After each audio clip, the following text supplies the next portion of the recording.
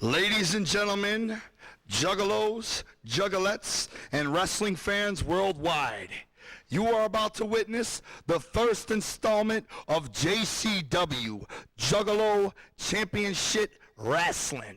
We in no way mean to disrespect the world of professional wrestling in any way, because after all, nobody has more respect for the world of wrestling than me and Shags over here, right? That's right. And nobody's got their asses kicked in the world of wrestling like me and Shags have, am I right? Because we try to be wrestlers, but we ain't, so they kick our asses for real. And what might appear to be chiseled muscle underneath this jersey is actually loopy fat. But all that aside, you're about to witness JCW's first installment live from Detroit. What's the date? The 19th of December from Detroit. We have brung here to Detroit our absolute favorite wrestlers, both big names, independents, and nobodies. They're all here for your enjoyment. Welcome to JCW, and let's take it down to the ring. Say something. Yeah. Woo! They're controversial, they're outrageous, and they've somehow appeared in almost every major wrestling promotion of the modern era. Insane Clown Posse, better known for their music and the infamous Juggalo subculture, are also undeniable wrestling fanatics. Violent J and Shaggy 2 Dope have navigated the worlds of hardcore wrestling, mainstream promotions, and independent circuits with a unique mix of charisma, absurdity, and passion. Today we're exploring the wrestling legacy of ICP and asking the big question: are they legends or just polarizing outsiders?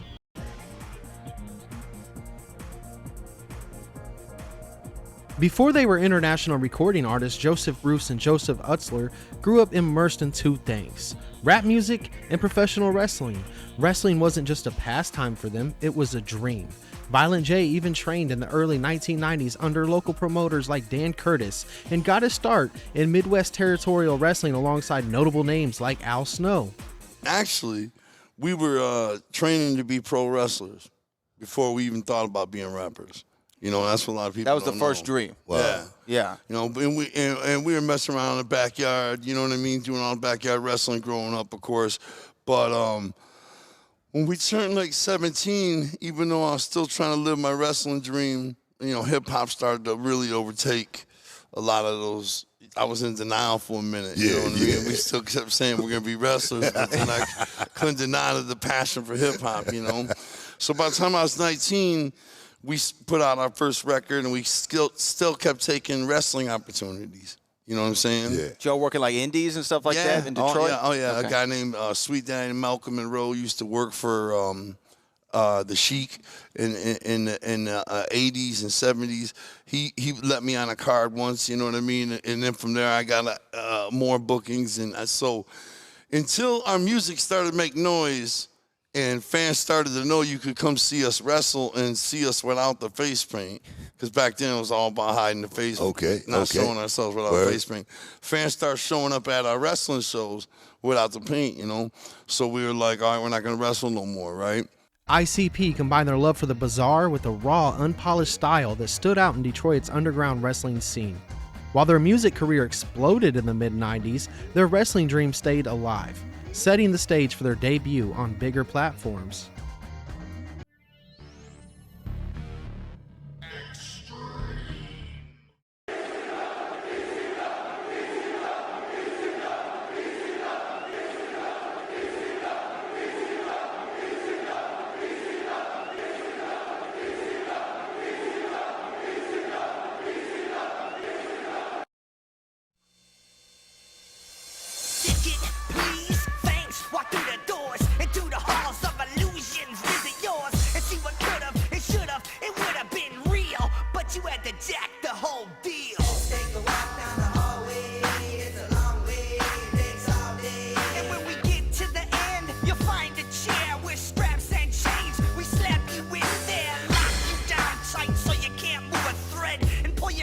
So Disney doesn't like the Insane Clown Posse. You know what? Censorship sucks. If you don't like their music, don't buy the CD. If you don't like ECW, just change the channel. You have the right to choose. You like ECW? Join us on pay-per-view this Sunday night, Hardcore Heaven 97.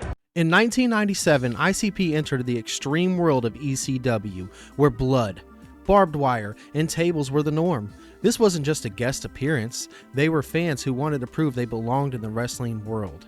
Their brief stint including performing the music live while interacting with the roster.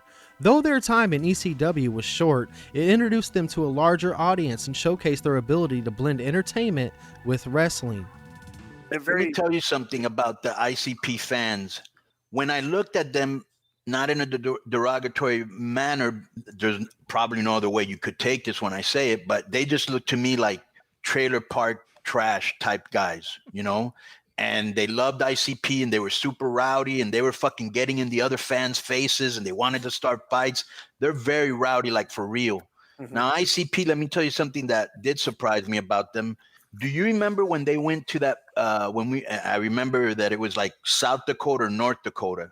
Do you remember which one we went to, Disco? What, Nitro? Yeah, Nitro. I don't remember. I believe it was South Dakota. I might say, yeah. And I remember, I don't know where the fuck they came from, but they didn't like flying or they were afraid of flying. And they were in a big bus. Do you remember that bus they would roll up in? They always had their bus. Yeah. And then I remember, well, if they're from Michigan, imagine if they came all the way from Michigan on a bus. I don't know if it was part of their tour.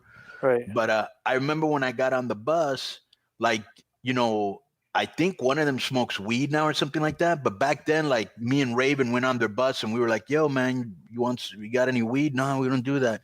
I remember Raven specifically asked for some K. They're like, yeah, we don't do that either. And like, they didn't do nothing, bro. You know what I'm saying? And it looks like maybe one of them smokes now and the other, I don't know. But I thought that they were like big partiers is my point. Right. You know?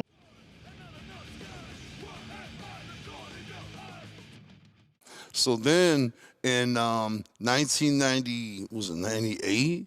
We get a call from WWE and they want us to make the ring music for a team they got called the Oddities. Right. And we're like, man, do y'all know we wrestle? You know what I mean? And they're like, what do you mean? And we're like, we wrestle. We come from this world, you know? And so they flew us to the building and we wrestled, who was it? Tom Pritchard. Bruce Pritt. Oh yeah, Tom. Yeah, Dr. Tom. Yeah, Dr. Tom. Yeah. At the headquarters. Yeah, you know the what I'm BC. saying? Yeah. And then we debuted at SummerSlam with the Oddities. You know what I mean? I remember we got there. We needed a place to paint up. Vince Russo was like, all right, he put us in the dressing room. The only other two people in there were Undertaker and Stone Cold. going over the match. and me and Shaggy are in the mirror painting up, looking at each other like, what the fuck? You know what I'm saying? ICP's mainstream breakthrough came in 1998 when they signed with the WWF. Teaming up with the Oddities, a faction of misfit wrestlers, ICP brought a unique energy that fans either loved or hated. They weren't just wrestlers, they were performers, singing their theme song live and energizing the crowd with their over-the-top antics. I'm actually going to give you a quote from Violent J himself. So he says, in the match that you and Glenn as headbangers had with ICP, you roughed them up quite a bit. And the quote is, I was this close to shitting my pants. That's how they were beating us. ICP. ICP was great. ICP came in, that's when everyone had a faction. And ICP was supposed to turn on the Oddities, which they did. And then we were going to have our own faction. It went over really, really well. Got a great response from the crowd. And the story we were told was that the next day ICP went into Vince and basically said, hey, did you hear that? Like the reaction we got, like, oh, it's such a big buzz, yada, yada. We need more money. Right. And Vince said, let me think about it. I'll get back to you tomorrow. We had an agent come to us and say, you guys go out there and beat the shit out of them. Beat the shit out of them because they're not coming back tomorrow. And if you don't beat the shit out of them, then you guys won't be in the building tomorrow either. So we went, okay. So that's what we did.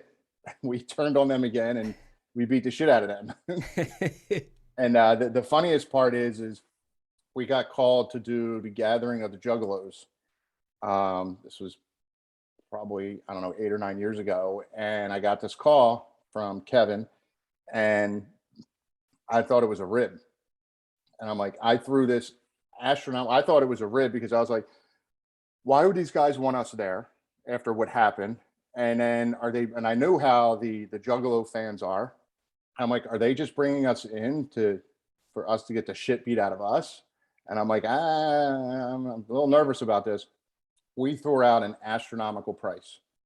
I'm talking like a WrestleMania payoff price after WrestleMania pay-per-view. And they said yes. And I went, oh shit. How do I say I can't back out now? So legit, we went there and we were nervous. I was legit nervous that like we're going to get out there and either they're all going to hit the ring or they're going to we're going to be in the ring and there's going to all the fans come and, you know, attack us. But they came up to us and they were like, it's so great to see you guys. And they were like, that match we had when you guys beat the shit out of us, like you really beat the shit out of us, but that was so much fun. We loved it. Like, we're so happy to have you here, blah, blah, blah, blah. This is what we're doing. We want to bring you guys back in for all future stuff. And they went through this whole layout and plan that they wanted to do with us. And we were like, oh, like. Though their matches weren't 5-star classics, their charisma made them unforgettable. They even transitioned briefly to managing the Headbangers, proving their adaptability. However, tensions with Vince McMahon over creative control led to their departures, but ICP had already left a mark. And this was basically, ICP wanted WWF to air a commercial of theirs. And that was the agreement. When WWF did not uphold their end, ICP left.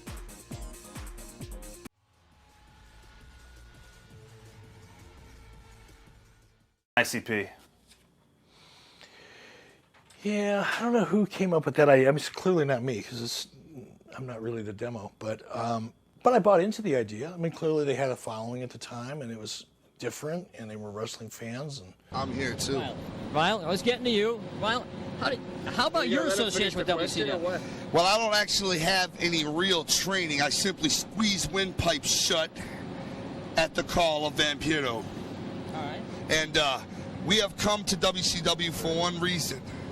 That is to squeeze windpipes shut, possibly take world titles home, to stick them on our shelves, and to, well, the Nitro Girls were another main reason we're here, but I'm not going to get into that right now. Okay. I'll tell you what, let's talk about something else. You guys have been fairly outspoken about Kiss, who will be on this show August 23rd. There could be some heat backstage. You had to bring them up, didn't you? Well, the people... You had to bring them up. When I see Gene Simmons backstage in Vegas, I'm going to slap him and smear his makeup, all right? Because Kiss stole the whole thing from us, right here. Well, they started about 20 years earlier. I don't care what they were doing in the 50s. Because what Hank Sandwich does not realize right here is this is JCW now. That's right. And in JCW/WCW, you shouldn't wrestle in boxer shorts. ICP soon found a new home in WCW, aligning with Vampiro and the Gothic-themed faction, the Dark Carnival. This was arguably ICP's most intriguing storyline as they fully embraced their theatrical roots. Their matches, often chaotic brawls, saw them face off against groups like 3 Count and the Filthy Animals. While WCW purists scoffed at their inclusion, there's no denying ICP's ability to draw eyes and keep fans talking. Whether you loved or hated them, ICP brought creativity to WCW during its final chaotic years. They blurred the line between music and wrestling in a way that few acts could replicate.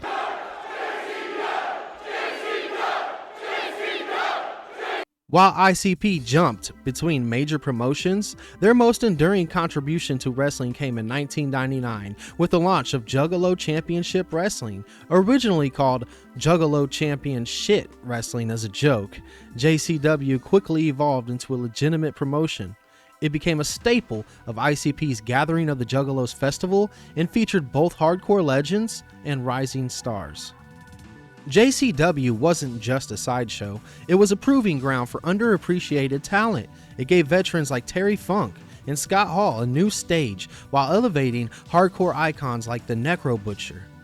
ICP built a platform for wrestlers who didn't fit into the mainstream mold, creating a unique wrestling subculture tied to the Juggalo movement. Today, JCW is experiencing a revival thanks to YouTube. New episodes featuring fresh talent and classic hardcore action are drawing a new generation of fans. ICP continues to prove their loyalty to wrestling, not just as participants, but as promoters and innovators.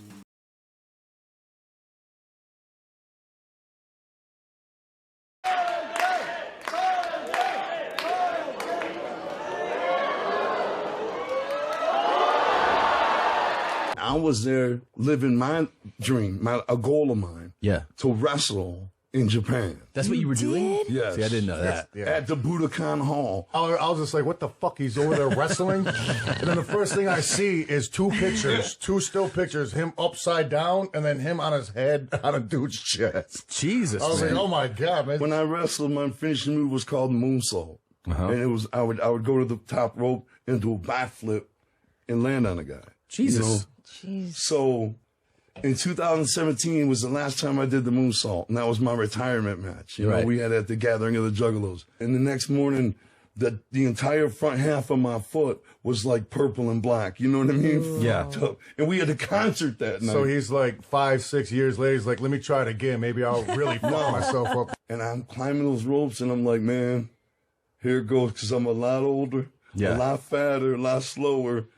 And I fucking did it, gave it everything I got.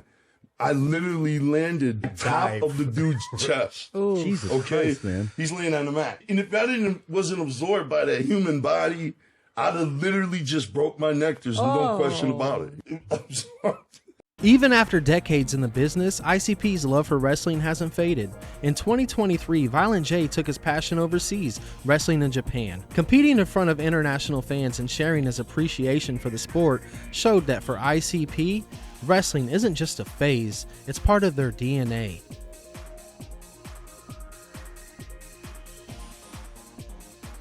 Reporting live from Al's truck stop, where the Insane Clown Posse has just pulled into town. We're here to find out why the most hated band in the world has suddenly come to our town. Backyard wrestling, huh? Live on TV, $1 million prize. Well, what you failed to realize is who you're gonna be facing in the main event. Well, you're looking at them. ICP's influence even extended to video games. They starred in Backyard Wrestling Don't Try This at Home and its sequel, introducing a new audience to their wild personas. These games captured ICP's chaotic spirit and appealed to fans of both music and wrestling. Me personally, I remember going out to rent these games with my brother and my cousin, and just so much fun. Some of the best times ever. It's wild, it's wacky, it's fast-paced. It can be frustrating, but just, I love those games. They have a special place in my heart.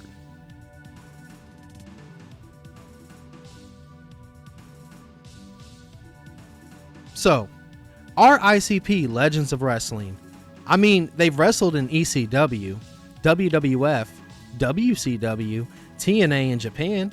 They've created JCW, a promotion that still thrives today. They've brought wrestling to new audiences through music, video games, and festivals. And they've championed underdogs in a way few others have. Critics dismiss them as gimmicks, while fans see them as trailblazers. Their polarizing nature sparks debates that fuel their legend. Love them or hate them, you can't deny their impact on the wrestling world. What do you think? Are ICP legends of wrestling, or are they just a wild footnote in wrestling history? Let us know in the comments below, and if you enjoyed this deep dive, hit like and subscribe for more.